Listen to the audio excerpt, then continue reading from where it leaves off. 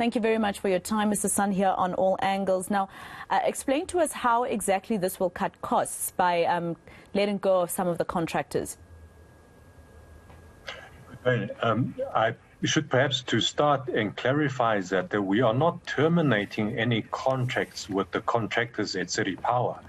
Instead, what we've done is that we have identified a cost-saving model. The fee that we pay to the contractors is the call-out fee.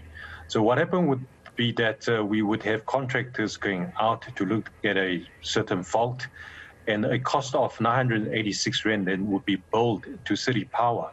Now, just for the 6 months in last year, the city has already paid 4.2 million Rand to contractors on call-out fees, whilst we have internal resources, that is employees of City Power, that can do those jobs. So what we are doing is really to maximize the internal resources we have, at the same time save cost. But there needs to be a balanced and sustained approach in terms of dispatching work, where our internal resources are not able to catch up. We will certainly use the contracts with the contractors. So it is that, the misconception, or in fact a rumor that's been going around, that we are terminating contract. We are not. In fact, as I've said, we are maximizing our internal resources, at the same time, having a cost-saving exercise to ensure that we are making that money to go the extra mile for our residents.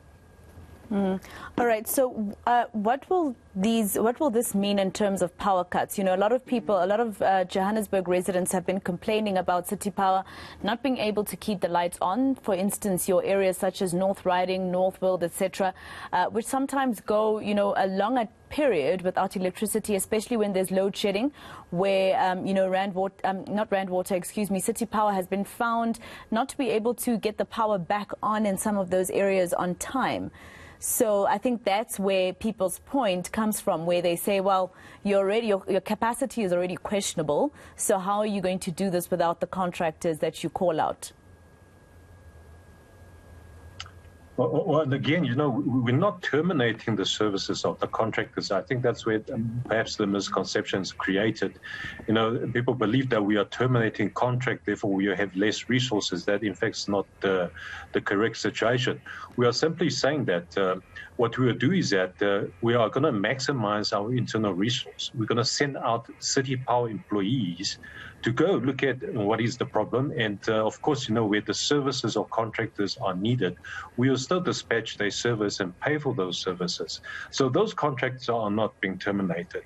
The concern is that, after Eskom announces its load shedding schedule, that then we have to go physically out to many of the substations and switch stations to switch on and off. The city's network is very old. Of course, you can't handle that kind of stress, and that's where you have the prolonged outage.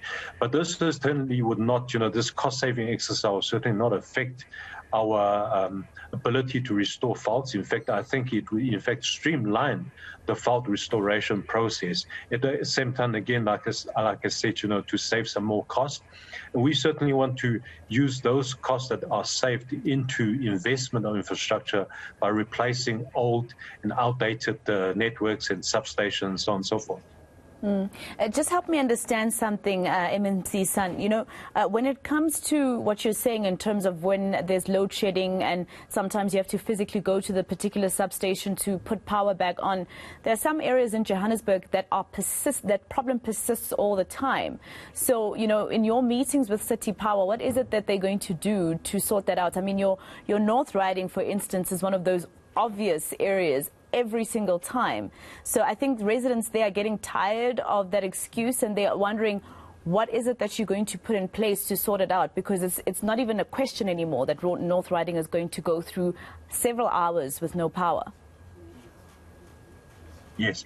Well, I can explain it to you like this. The city's infrastructure, especially in some of the suburbs like North Riding, Roodepoort, Observatory, the networks are very old, and they were never designed to handle this kind of stress that we switch them on and off every 2 hours. And that creates a lot of faults after power comes on, and also when power comes on, there is a surge that creates additional stress on the system. That's why you see there's a prolonged outage, even though load shedding has ended. Our action plan on that is, of course, in the new financial year, we identified the funding that we need to invest into replacing those old infrastructures, starting with those very old networks we have in those problematic suburbs. And secondly, that we now will approach national government and provincial government for alternative source of funding for grants, and also to the financial institutions to say that, with our own revenue income, we still need much more. In fact, the city is facing 26 billion rand of infrastructure backlog. And this is where we need to actively go out. We managed to pass a draft budget for public participation and comments. And we are hoping that after 7 weeks' time that we're able to go back to council and pass a budget where our residents have made a valuable contribution, and to ensure that we focus on infrastructure investment.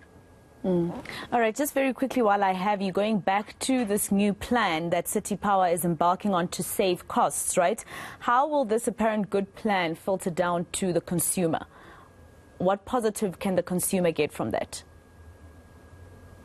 Well, I can start with you that, with the millions of rand we have to pay, that cost saving will now be diverted into replacing old mini substations and networks underground. And a lot of the old aging infrastructure, as I've said earlier on, will now be replaced. We also need to spend, sufficient resources in guarding our infrastructure. Cable theft is rife in the city of Johannesburg. In fact, it's a national problem. So we're not only going to replace, but we also ensure that our current infrastructure are being maintained and taken care of.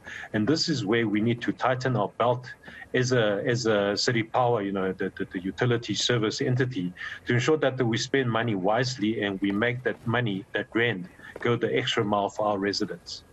All right. Thank you very much, MMC Sun in the City of Johannesburg. Thank you for your time here on All Angles.